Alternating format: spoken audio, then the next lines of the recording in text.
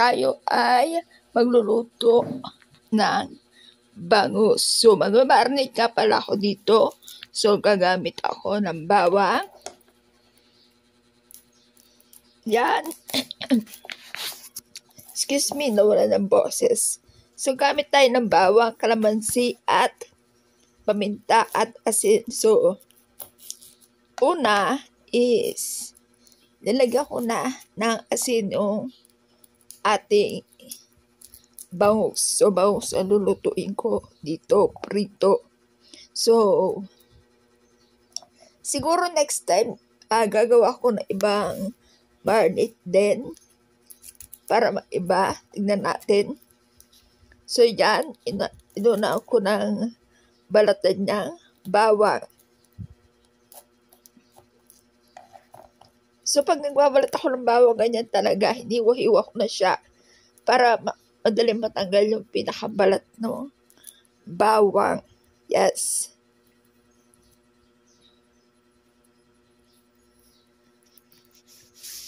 At yung iba naman, pinupukpok. Kaso na hindi ko mapukpok, paano yung pinupukpok sa kutsilyo, ganon. Mas maganda raw yun kasi lumalabas talaga yung yung lasa. So, yan. Yung binili ko is boneless bangus. Yung naano siya sa gitna, nahati sa gitna. Yan. Kadarating ko lang dyan, bumili ako sa talipapa. At eto naman yung mga kalamansi. So, ang ginawa ko, pinahati ko siya sa dalawa.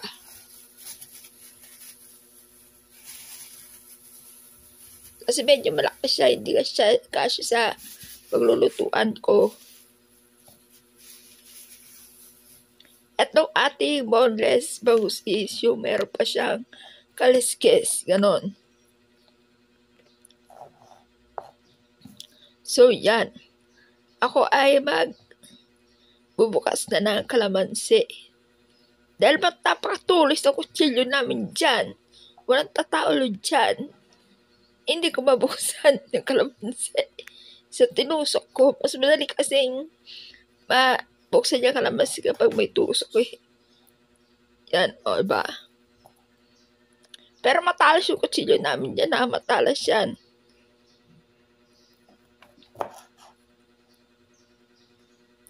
Gagamit ako ng apat na kalamansi.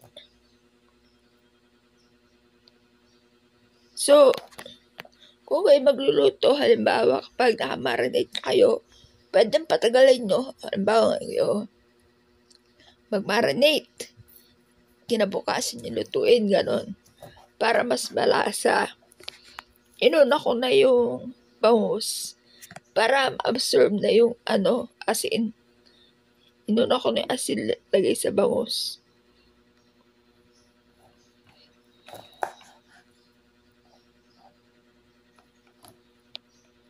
At siya, na-chop-chop ko na.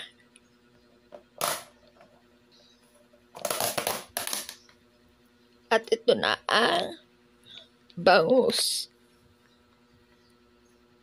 Ayan.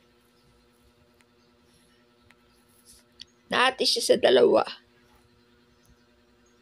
So, kayo ano ba ang nalagay nyong sa bangus na binababad? Para masarap siya, mamarinate.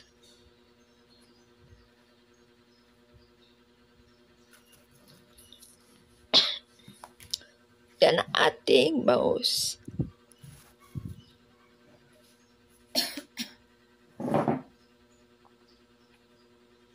Fresh, diba? Fresh yung bangus natin. So, yan. O, makita nyo dyan. Meron na siyang salt.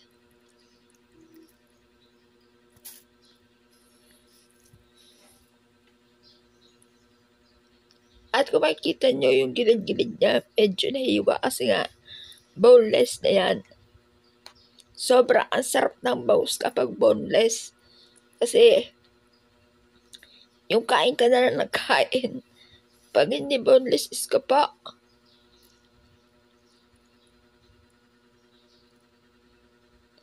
Yan, ganyan yung ginawa ko. Hindi ko nilalagay yung buto.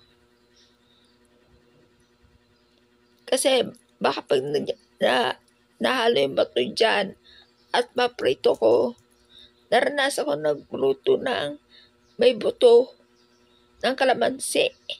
Mapait.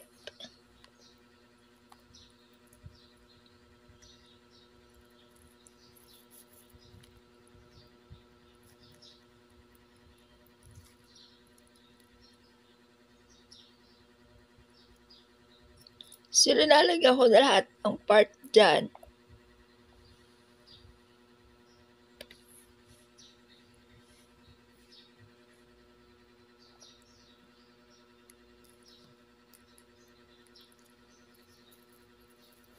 Yan. At kung mapapansin nyo, parang medyo maliit yung nalagyanan ko.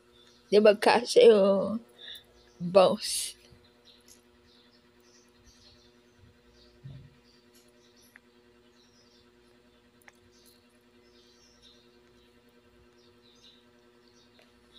At pagtapos yan, nalagyan ko naman ng paminta.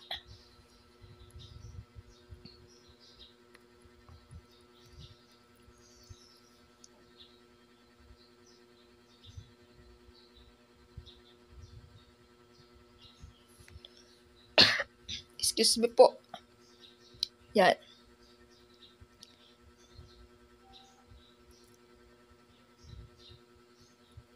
At lalagyan ko na ng bawang pala.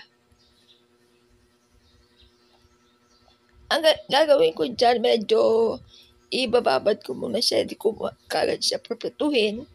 Pero sandali lang babad para ma-absorb naman yung pinaglalagay ko na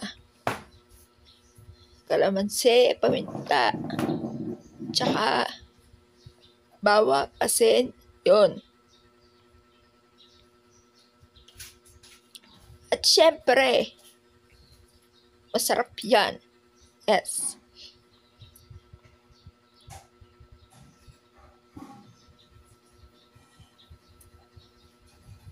O, magtitigan muna kayo. Sorry. Yan, syempre, iniwan ko muna yung bangus dyan. Kaya, wala pang gumagalaw na kamay. Sorry. Yan.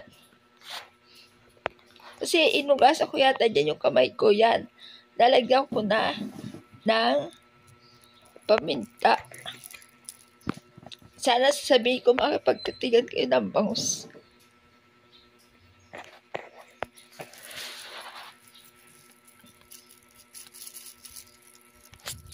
Pag naglagay ako ng paminta, marami. O, pati labas nilagyan ko.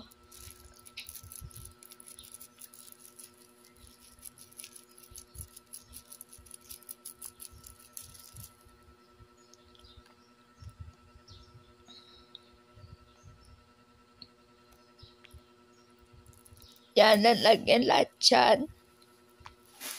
Bale, ito, isang bangus lang to. Ulam ko lang to kasi may duty niya ng mami ko. So, ako nagluto, ulam ko lang. Pang ano na yan, tanghalian at saka gabi. So, papagkamalin yung pasta yung niluluto natin, ha? Sarang prito na ako dyan ng prinito ko dyan yung bawang yung nasa bangus. At yan na yung ating bangus. Inuna ko muna yung sa may kaliskis niya. Yan o, naprito na. Medyo naluray na onte. Onte lang. At ito na yung isa. At yun, naluto na at kakain na ako dyan, guys. Yan o. Thank you for watching.